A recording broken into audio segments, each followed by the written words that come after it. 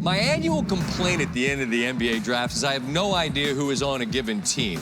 Let's take the New York Knicks as an example. They draft Ousmane Dieng at 11. They move him to OKC. They also traded Kemba Walker to Detroit. Now, the Pistons got Jalen Duren, who the Hornets drafted. As for Kemba, the expectation is he'll get bought out. The Knicks, meanwhile, they get protected first-round picks. Stephen A. Smith and Spike, they're trying to sort things out. If you're still confused, so were many. Visual summary here. ESPN's Tim Bontemps.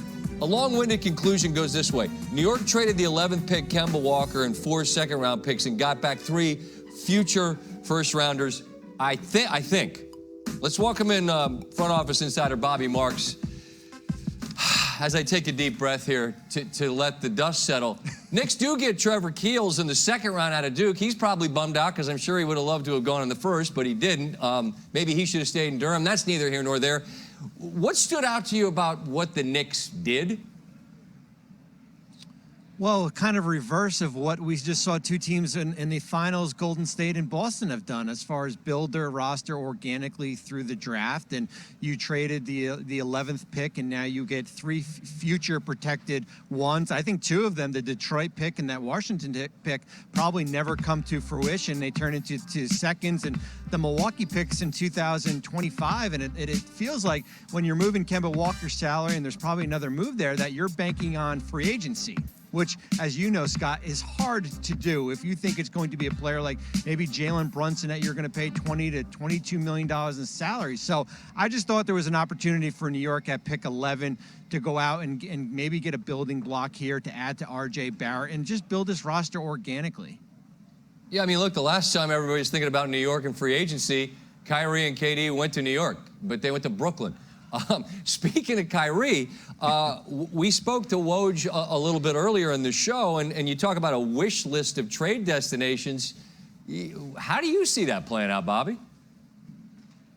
Oh, I don't see it playing out, Scott. I mean, I think when you look at the Kyrie Irving situation, I think he can give Brooklyn all the teams that he wants to go to. But when I look at those 6 or 7 teams, I don't see a deal there as far as what the Nets would be willing to want to come back. And I think if it's for Irving's best sake, it's either to opt into that contract at $36.5 million or try to reach a compromise with Brooklyn. And of course, the third option is going to leave that, $30 million plus on the table to go out and sign with a team like the Lakers here. So I still think he has a little leverage. And I know we've got the Kevin Durant wild card situation as far as looming in the background here. But for Brooklyn, I would not be, make a deal just because Kyrie Irving is not willing to, accept the contract that they're offering them.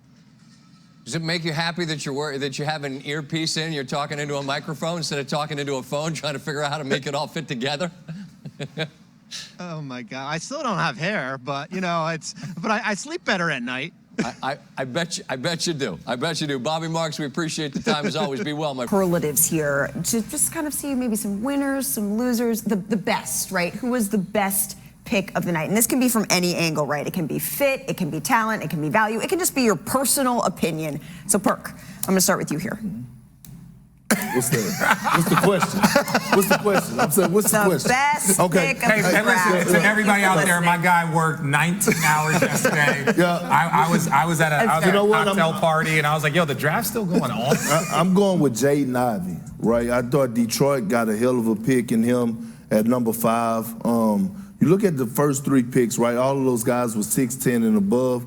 Jaden Ivey gives me that Ja Morant type vibe, his athleticism, and I think the sky's the limit for this kid. He could actually turn out to be the best player in this draft, like, Ja Morant is competing with Zion Williamson, in my opinion.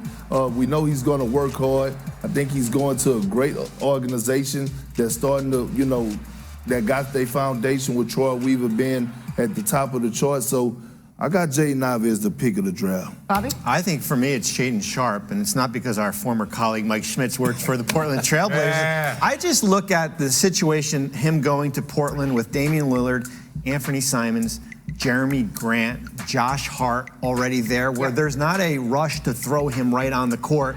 And his upside, I think his upside is through the roof here, where, I hate we're using the word franchise, but if developed the right way, could potentially be there. Me, I think the Knicks. The Knicks, to me, had my favorite overall pick because they used it. Why are you guys? Sorry, I'm sorry. Go ahead. Will y'all be professional for 2 seconds? I'm being serious. I worked 19 hours too. He's bringing his New Jersey Nets out of him right now. No, I think the pick. No, I love. Look, they're fans. They loved it, and that's the thing. When the Knicks fans are happy, then I think everything is all right in the world because you just want them to get what they want. And I think the Knicks fans were ecstatic about the Knicks pick. Well, and it did open up cap space. I want to go back to Ivy for just 1 second. We spoke about it earlier in the show, but how did he end up as the number 5 pick? Yeah, I think a variety of factors in Sacramento at number 4. Number 1, not only did they not get to meet with him or do a workout, I don't think a workout's as important for a player who had his body of work and what they'd seen, but not getting his physical, not having his group not sharing the medicals with them and making it pretty clear we would prefer not to be there. And of course, listen, De'Aaron Fox, Davion Mitchell, they've got 2 young guards there, and of course they traded Tyrese Halliburton last year to get Sabonis. And I think just positionally, the lack of medical information, the lack of enthusiasm of the player to be there, this is an organization that I think just is not in position to have any kind of a cloud hanging over bringing a player in.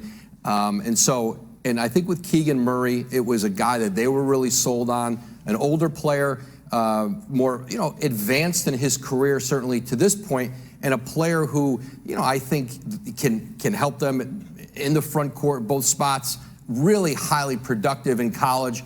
This is a Kings team who more than anything, they just want to get in the postseason. They want to end this drought, and I think this is a player who can get on the floor for them and help. They looked to see if they could trade out of 4 because they knew the value for a lot of teams was Ivy, and there was never really a deal out there that made sense. So they just they took the player in Murray there that they felt just they were going to be able to just move forward with more